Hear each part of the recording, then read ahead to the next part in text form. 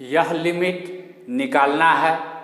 इसमें यह है fractional part of x, fractional part of 2x, fractional part of 3x plus dot dot dot plus fractional part of nx by n square. Fractional part function का graph क्या होता है पहले वह हम देख लेते हैं। y is equal to fractional part of x का ग्राफ जो है, इसमें x के जगह पर 0 रखेंगे तो वैल्यू 0 होगा, 0 के आगे रखेंगे तो वैल्यू पॉजिटिव होना शुरू होगा, लेकिन जब 1 रखेंगे तो वैल्यू 1 हाइट नहीं होगा, 1 के बराबर नहीं होगा बल्कि 0 हो जाएगा। यही ग्राफ बार बार रिपीट होता है।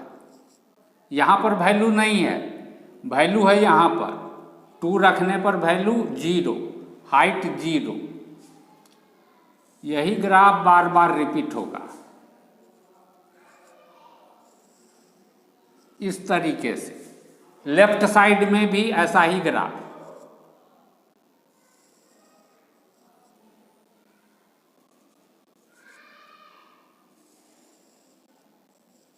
इस तरीके से। यानी इसमें x के जगह पर कोई भी नंबर रखें, अलग अलग नंबर रखने पर हाइट अलग अलग आएगा, लेकिन जो भी हाइट आएगा वह 0 से 1 के बीच लाई करने वाला ही होगा।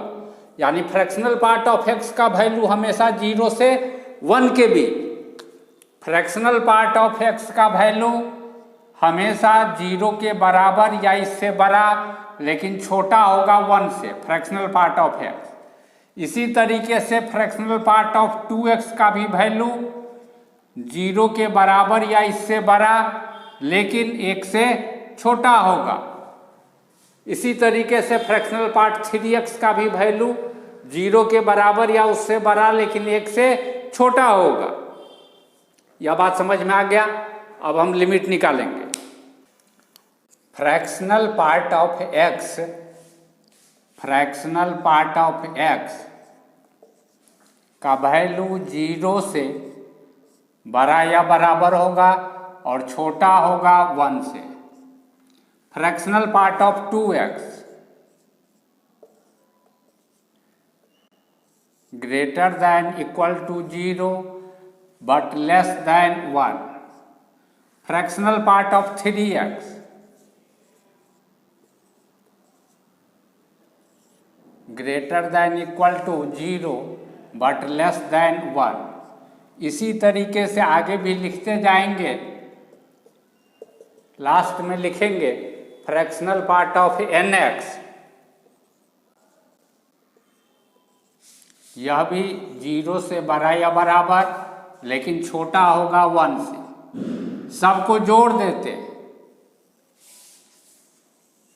सबको जोड़ने पर यहाँ पर हो जाएगा 0 लेस दैन इक्वल टू, यह हो जाएगा fractional part of x plus fractional part of 2x plus fractional part of 3x plus dot dot dot plus fractional part of nx less than,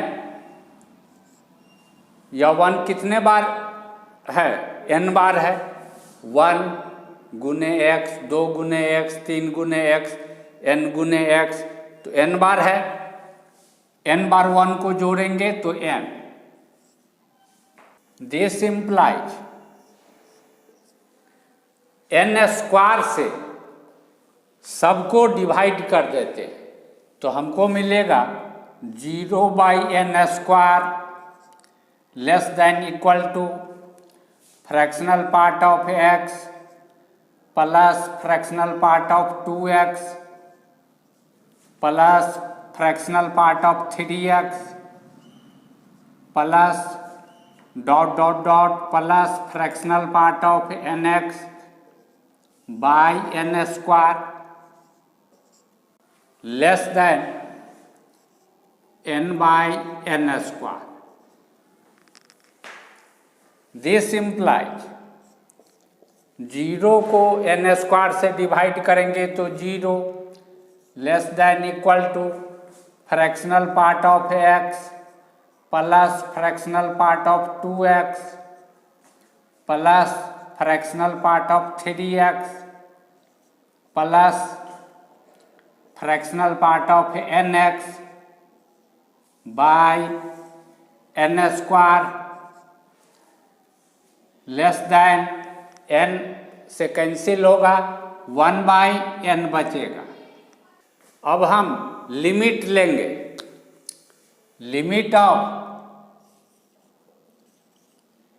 n tends to infinity 0 less than equal to limit of n tends to infinity fractional part of x plus fractional part of 2x plus fractional part of 3x plus dot dot dot fractional part of nx by n square.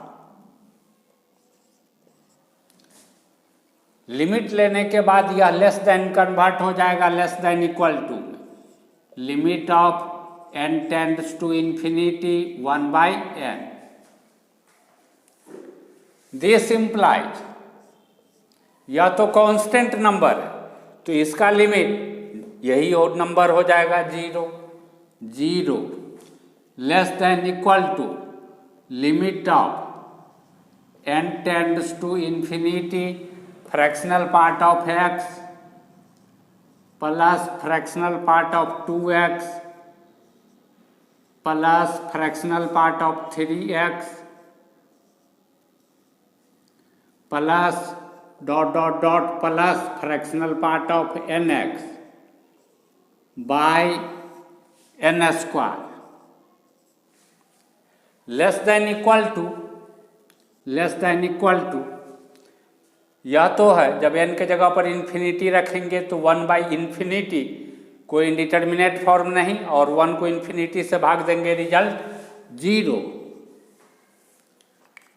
इसका limit 0 के बराबर या इससे बड़ा और 0 के बराबर या इससे छोटा, दोनों कंडीशन कब फुलफिल होगा? जब इसका लिमिट होगा 0 के बराबर। तो सैंडविच थ्योरम से यह निष्कर्ष निकलेगा कि limit of this limit n tends to infinity fractional part of x plus fractional part of 2x plus fractional part of 3x plus dot dot dot fractional part of nx by n square is equal to 0। Sandwich theorem से यह निष्कर्ष निकलेगा। ऐसे भी तुम समझ सकते हो कि इसका लिमिट 0 के बराबर या इससे छोटा, इसका लिमिट 0 के बराबर या इससे बड़ा, यह कंडीशन भी फुलफिल हो, यह कंडीशन भी फुलफिल हो, दोनों कंडीशन का फुलफिल होगा जब इसका लिमिट 0 के बराबर होगा। हो गया, इसका लिमिट निकल गया।